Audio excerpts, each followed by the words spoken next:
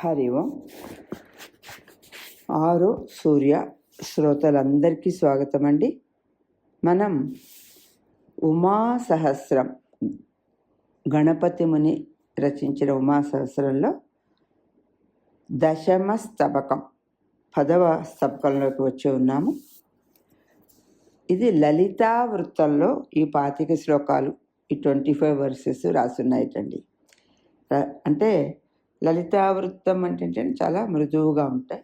ఇవి 4 పాదాలు అనుకుంటే ప్రతి పాదంలో 12 అక్షరాలు ఉంటాయి. అయితే అందుకనే ఇందులో వర్ణించేటువంటి విషయం కూడా అమ్మవారి కేశపాశాలు, కేశాది పాదాంత స్తుతి, అమ్మవారి యొక్క కేశాల నుంచి పాదాల వరకు స్తుతిత అంటే మనం ఆమె దర్శనాన్ని పొందుతున్నాం. కవి ఏమి చెప్పారో తెలుసుకుందాం. ఓం తత్సత్. సంక్షాళనాయ హరితాం విభూతయే లోకత్రయస్య మదనాయ ధూర్జటేః కాత్యాయనీ వదనతః శనైః శనైః నిర్యంతి శుభ్రహసితాని పాంతు నః. సంక్షాళనాయ హరితాం విభూతయే లోకత్రయస్య మదనాయ ధూర్జటేః కాత్యాయనీ వదనతః శనైః శనైః నిర్యంతి శుభ్రహసితాని పాంతు నః. దిక్కులకు నిర్మలత్వాన్ని, 3 లోకాలకి ఐశ్వర్యాన్ని, పరమేశ్వరునికి కామాన్ని కలిగించేటువంటి ఓ కాత్యాయనీ దేవి, ఆమె యొక్క స్వచ్ఛమైన హాసములు మనలను కాపాడుగాక. చూసారా ఎంత బాగా చెప్పారు. ఆవిడ హాసం ఎవరెవరికి ఎలా చేస్తుందో, దిక్కుల్లో ముల్లోకాల్లో పరమేశ్వరునికి అందరికీ కూడా ఆనందాన్ని కలిగించేటువంటి ఆమె హాసం మనల్ని కాపాడుగాక. ఇంతకుముందు చెప్పుకున్నాం, అమ్మవారి హాసము అంటే మనకి గ్రేస్ అంటాం, అంటే కృప. అలా మనం అర్థం చేసుకోవాలి. స్వల్పోపి దిక్షు కిరణాన్ ప్రసారయన్ మందోపి బోధమమలం దధత్సతాం శుభ్రోపి రాగకృదనంగవైరిణో హాసః పురాణ సుదృశః పునాతు నః. స్వల్పః అపి దిక్షు కిరణాన్ ప్రసారయన్ మందః అపి బోధం అమలం దధత్ సతాం శుభ్రః అపి రాగకృత్ అనంగవైరిణః హాసః పురాణ సుదృశః పునాతు నః. మమ్మల్ని పవిత్రులను చేయుగాక. ఏంటిటండి ఇక్కడ? ఆదిదేవి అయినటువంటి పార్వతి నవ్వు అత్యల్పము అయినప్పటికీ సర్వదిక్కులయందు కాంతులను ప్రసరింపజేయుచు, మందమైనప్పటికీ సజ్జనులకు జ్ఞానమును కలిగించుచు, తెల్లనిది అయినప్పటికీ శివునికి రాగము అంటే ఎర్రదనం అంటే అనురాగమును కలిగించుచు విలసిల్లుచున్నది. అటువంటి ఆమె నవ్వు మనలను పవిత్రులను గావించుగాక. ఇంతకుముందు కూడా చెప్పుకున్నాం, చిన్నదిగా ఉండేటువంటి ఆమె నవ్వు అనల్పమైనటువంటి పరమేశ్వరుని యొక్క కార్యసిద్ధి చేసేటువంటి అతనికి కామాన్ని కలగజేస్తుంది అని కూడా ఇంతకుముందు ఒక చోట మనం చెప్పుకున్నాం.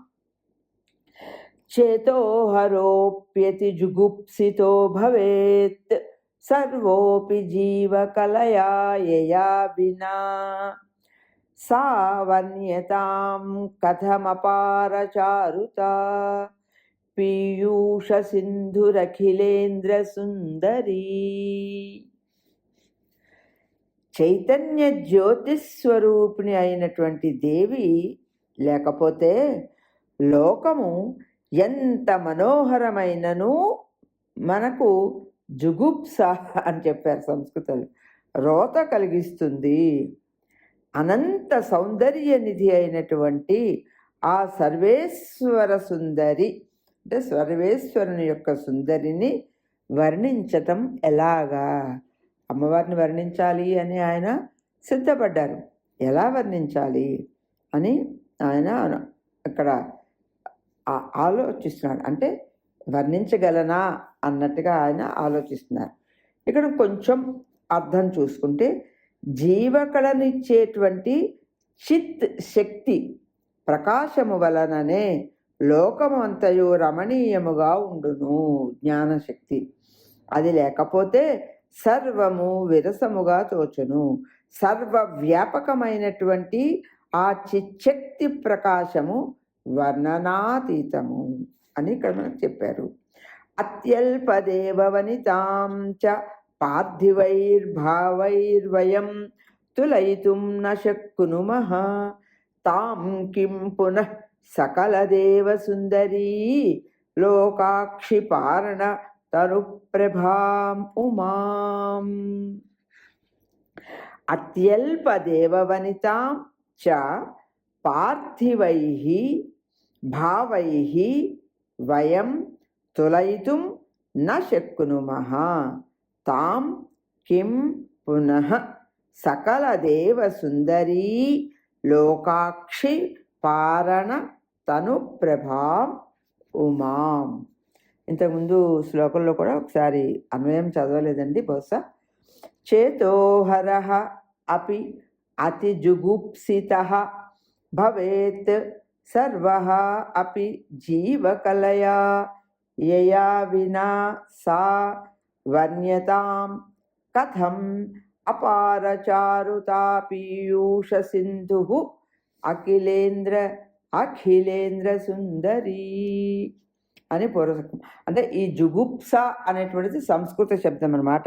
దానికి రోత కలిగించటం అని తెలుగు అనువాదంలో మనకి ముందు శ్లోకంలో చెప్పారు. ఇప్పుడు మనం చదువుకున్నటువంటి ఈ అత్యల్పదేవవనితాం అనే శ్లోకానికి వస్తే, అంటే మానవులం, పార్థివం అంటే మనమే కదండి, పార్థివ శరీరం కలిగిన వాళ్ళం. అంటే మానవ కవులము అయినటువంటి మేము సాధారణమైన దేవసుందరులనే వర్ణింపజాలము, అంటే వర్ణించలేము. మా వర్ణనకి అతీతం, దాటి అతిరిత్యా వాళ్ళ ఉంటాయి. అటువంటి అప్పుడు సమస్త దివ్య సుందరుల కనులకు అమృతమయమైన దేహకాంతి కలిగినటువంటి పరమేశ్వరిని, ఆమె ఇటువంటిది, ఇలా ఉంటుంది అని ఆమె యొక్క శరీర వర్ణన, ఆమెను వర్ణించుటకు మాకు శక్తి ఎక్కడుంటుంది అని ఇక్కడ కవి చెప్తూ ఉన్నారు.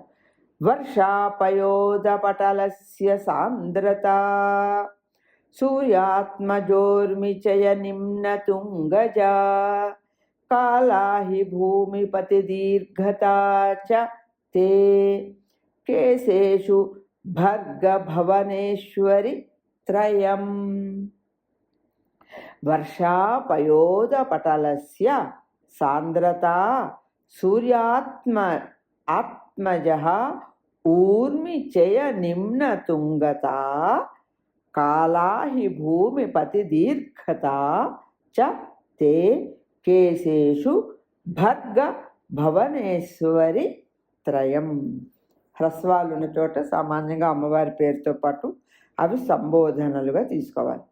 పరమేశ్వర గృహిణి పార్వతీమాత, వర్షాకాల మేఘ బృందపు సాంద్రత అంటే దట్టంగా ఉండడం, యమునా నదీ తరంగ వక్రత, నల్లని నాగేంద్రుని పొడవు, ఈ మూడు గుర్తుపెట్టుకోవాలండి.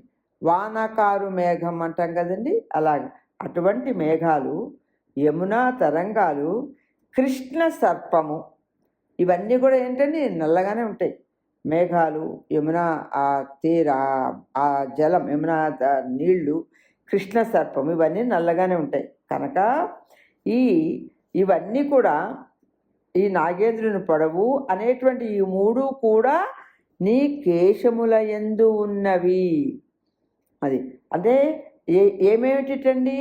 మేఘాల్లో ఉండేటువంటి చిక్కనితనం, అంటే దట్టంగా ఉండడం, దట్టమైన మేఘాలు అంటాం కదండి. అలాగే ఈ తరంగాల్లో ఉండేటువంటి వక్రత, అంటే అవి కొంచెం అటు ఇటుగా అవి ఆ తరంగాలు వస్తూ ఉంటాయి కదండి. అలాగే ఈ పాము, ఈ సర్పం, కృష్ణ సర్పం యొక్క పొడుగు, ఇవన్నీ కూడా పార్వతి కేశాల్లో ఉన్నాయి అని చెప్తున్నాడు ఆయన. ఈశాన సుందరి తవాస్య మండలాత్ నీచేర్నితాంతమృతాంశు మండలం కోవా న కీర్తయతి లోష్టపిండకం లోకే నికృష్టమిహ మానవీముఖాత్. ఈశాన సుందరి అని అంటే ఏంటంటే ఈశ్వరుని కోరిక తీర్చేటువంటి అమ్మ శివకామిని, నీ ముఖబింబము కంటే చంద్రబింబము మిక్కిలి నికృష్టమైనది, మానవ స్త్రీ ముఖము కంటే మట్టి ముద్ద అధమమైనది అని చెప్పడానికి వేరే చెప్పక్కర్లేదు. అది ఎవరు చెప్పకుండా ఉంటారు అని ఇక్కడ చెప్తున్నారు. అంటే ఇక్కడ మానవ స్త్రీ యొక్క ముఖం కంటే ఒక మట్టి ముద్ద చాలా అధమమైంది, అది నిజమే కదండి, అదొకరు చెప్పక్కర్లే అని ఇక్కడ మట్టి ముద్దతో చంద్రబింబాన్ని, మానవ స్త్రీ ముఖంతో అమ్మవారి యొక్క ముఖబింబాన్ని మనకి పోల్చి చెప్పారు. ఇక్కడ కవి కొంచెం సరళంగా అది సజీవ అయినటువంటి సుందరి ముఖమునకు జడమైన మట్టి ముద్దకు ఉన్నంత తేడా ఉమాముఖానికి చంద్రబింబానికి ఉంది కదా అనేటువంటి భావం మనం ఇక్కడ గ్రహించాలి. బిభ్రత్యమత్య భువనస్థదీర్ఘికా పంకేరుహాణి వదనాయతే బలిం నో చేత్ కథం భవతి సౌరభం మహత్ భిన్నే సుమేభ్య ఉరుకేశి తే ముఖే. నీ ముఖానికి ఆ సొంపు, సువాసన ఎలా వస్తుందమ్మా అంటున్నారు. అంటే అక్కడ బిభ్రతి అమర్త్య భువనస్థ దీర్ఘకా పంకేరుహాణి వదనాయ తే బలిం నో చేత్ కథం భవతి సౌరభం మహత్ భిన్నే సుమేభ్య ఉరుకేశి తే ముఖే. సాంద్రకేశ విరాజిత మాత. ఉరుకేశి అంటే దట్టమైన కేశములతో విరాజించి అంటే విలసిల్లుతూ ఉన్నటువంటి అమ్మ. స్వర్గలోకములో ఉన్నటువంటి కోనేరులలోని పద్మాలు నీ పూజకై తమను తాము సమర్పించుకుంటున్నాయి. ఆ విధంగా అవి చెయ్యకపోతే పుష్ప భిన్నమైనటువంటి నీ ముఖమునందు గొప్ప సుగంధము ఎట్లు ఉండును. అంటే ఈమె ముఖం నిజంగా పుష్పం కాదండి, పుష్పానికి భిన్నం అయినా పుష్పంలో ఉన్నట్టు సౌరభం ఆమె ముఖంలో కనపడుతోంది కదా. అంటే అంబికా ముఖము దివ్య కుసుమ సుగంధ శోభితము అని భావము. గీర్వాణలోకతటినీ జలేరుహాం గంధే శుభే భవతు తే మనోరతి లోకాధిరాజ్ఞి తవ వక్త్ర సౌరభే లోకాధిరాజ మనసస్తు సమ్మదః. గీర్వాణలోకతటినీ జలేరుహాం గంధే శుభే భవతు తే మనోరతి లోకాధిరాజ్ఞి తవ వక్త్ర సౌరభే లోకాధిరాజ మనసః తు సమ్మదః. ప్రీతి మాత్రము సమ్మదః అంటే అంటే జగదీశ్వరి ఆకాశగంగా పద్మ సుగంధము నీ మనస్సుకు ఇష్టమగుగాక. కానీ జగదీశ్వరుడికి మాత్రం, పరమశివుడి మనస్సుకు మాత్రం నీ ముఖ పరిమళమే ఇష్టమై ఉంటుంది. కో భాషతాం తవ సవిత్రి చారుతాం యస్యాః స్మితస్య ధవలద్యుతిర్లవః యస్యాః శరీరరుచి సింధువీచయః శంపాలతాః పృథుల దీప్తిభూమయః. కః భాషతాం తవ సవిత్రి చారుతాం యస్యాః స్మితస్య ధవలద్యుతిః లవః యస్యాః శరీర రుచి సింధువీచయః శంపాలతాః పృథుల దీప్తిభూమయః. అమ్మా, నీ హాసలేశము చంద్రుడు, నీ దేహకాంతి నదీతరంగములు బహుదేశ ప్రకాశకములు అయినటువంటి విద్యుల్లతలు. అటువంటి నీ సౌందర్యమును వర్ణింపగలవారు ఎవరు అంటే పరమేశ్వరి హాసలేశము చంద్రుడు అనియు. అయితే ఇక్కడ దేహకాంతులు విద్యుల్లతలనియు చెప్పుటం వల్ల ఏమిటి చెప్తున్నారండి అంటే ఆమె బ్రహ్మాండ శరీరిణి అని వ్యంగ్యముగా ఇక్కడ మనకి చెప్తున్నారు. అంటే బ్రహ్మాండమే ఆమె శరీరము అనేటువంటిది కూడా ఇక్కడ అంటే అంతా వ్యాపించింది కదండి. ఇంకా అందులో ఇంకా చంద్రుల్లో వెన్నెల గురించి ఏం చెప్తాం. అందుకని ఈవిడ ఉన్నందువల్ల చంద్రుల్లో వెన్నెల లేదు అనుకున్నా కూడా అది ఇంకా అంతా ఆవిడ వ్యాపించింది కదా అన్నట్టుగా ఇక్కడ మనకి చెప్తూ ఉన్నారు. అయితే లోకాంబికే న విలసంతికే పురో మందస్మితస్య తవ రోచిషాం నిధేః ఏతు వ్యథాయిషత తేన పృష్ఠతో హంతైషు కాపి తిమిరచ్చటా భవేత్. లోకాంబికే న విలసంతి కే పురః మందస్మితస్య తవ రోచిషాం నిధేః ఏ తు వ్యథాయిషత తేన పృష్ఠతః హంత యేషు కా అపి తిమిరచ్చట భవేత్ అని ఇక్కడ అంబికే అంటే రోచషాం అంటే రోచస్సులు అంటే ఏంటండి కాంతులు, కాంతులు ఉన్నటువంటి అంటే ఇక్కడ వ్యధాయిష అంటే అక్కడ ఉంచబడినటువంటి. ఇక్కడ తిమిరచ్చట, తిమిరం అంటేనే చీకటి కదండి, తమస్సు అంటే తిమిర పరంపర, తమస్సు పరంపర అంటే చీకటి వరుస. మా జగన్మాత సకల కాంతులకు నిధి అయిన నీ మందహాసము ముందు ఎవరు ప్రకాశింపరు. కానీ అంటే ఆ వెలుగు పడి మిగిలినవి ప్రకాశిస్తున్నాయి.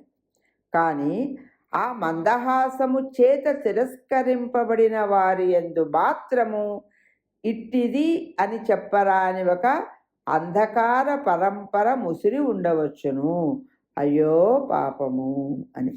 అంటే ఇక్కడ జగన్మాత మందహాసము నిగ్రహ అనుగ్రహ సమర్థము అని భావం.